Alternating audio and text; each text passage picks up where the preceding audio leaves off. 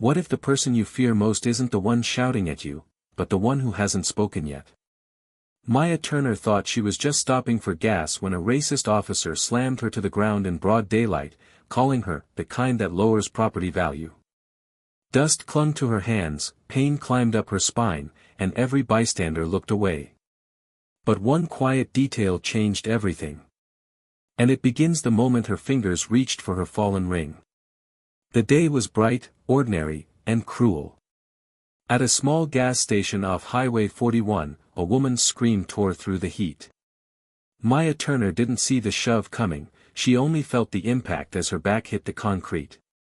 Her palms scraped the ground, her phone skidded beneath a truck, and the officer towering over her spat the words that made the air stop moving. "Get off the ground. People like you don't belong out here." Her breath caught. The parking lot froze.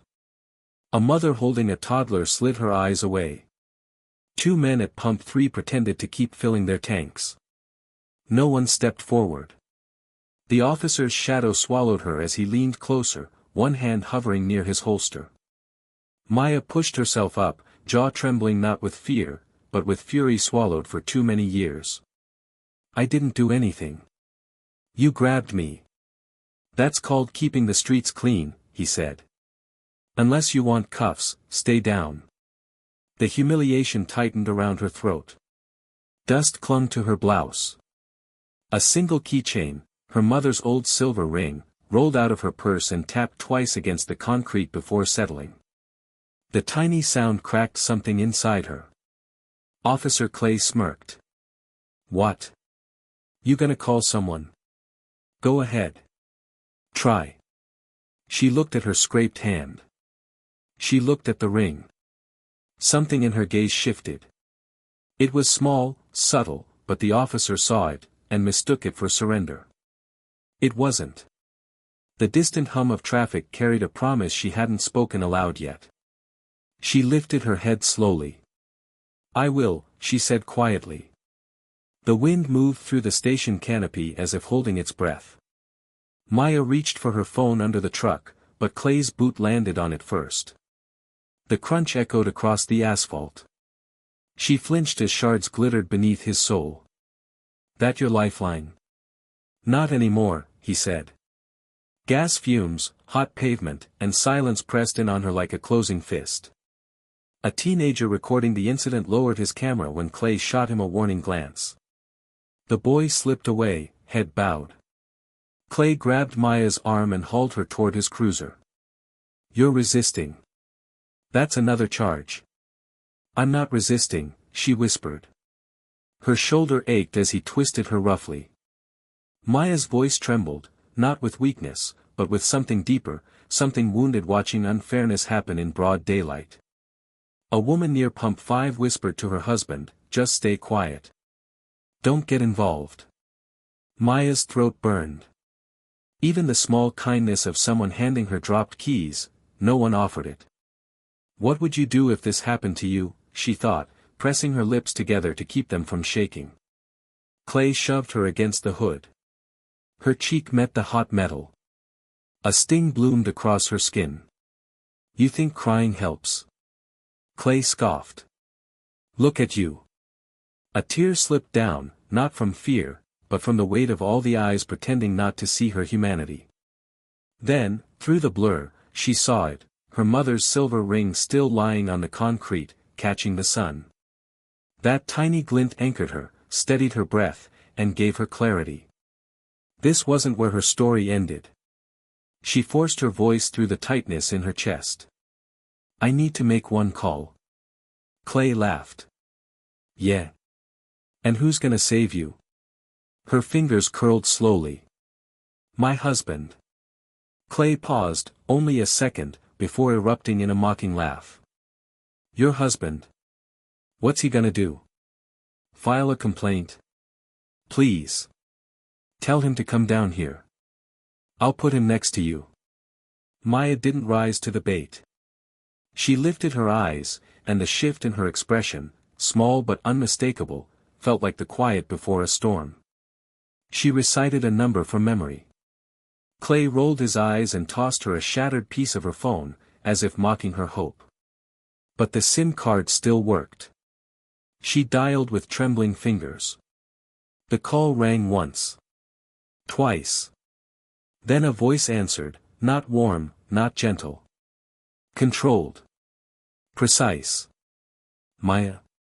What happened? Clay snatched the remains of the phone, but the voice on the other end had already heard enough. Location, he said. Freedom Gas on 41, she whispered before Clay cut the line. Clay shoved her again. You done? Good.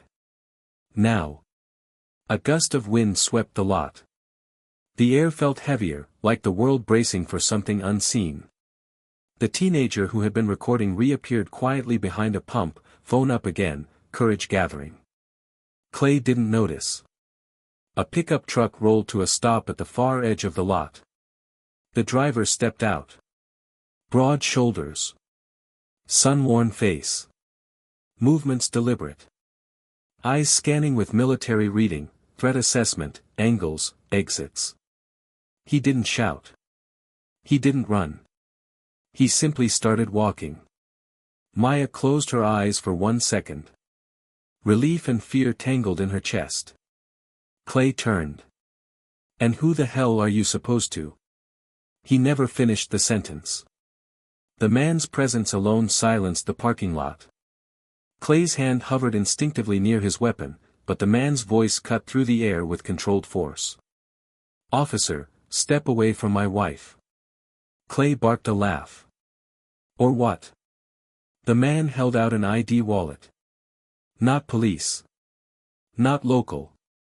A military credential with redacted sections and a unit insignia that made Clay's smirk falter.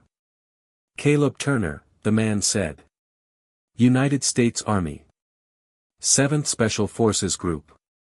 Clay's face paled, but Caleb wasn't done. You assaulted an unarmed civilian. You destroyed property. You obstructed her right to call for help. And your body cam, he pointed at the blinking light on Clay's shoulder, is recording all of it. Clay grabbed for the body cam, but Caleb stepped closer, calm as stone. You laid hands on the wrong woman. Gas station customers edged closer, phones out. Clay looked around, trapped in the very daylight he thought protected him. A state trooper, having pulled in for fuel, approached. He recognized the insignia on Caleb's ID. His tone shifted instantly. Officer Clay, the trooper said, remove your hands from the civilian. Now. Clay froze. Caleb's voice dropped to a razor edge. You want to know what I used to do, he said quietly. I was the one they called when situations like this needed ending. Don't give me a reason to remember how.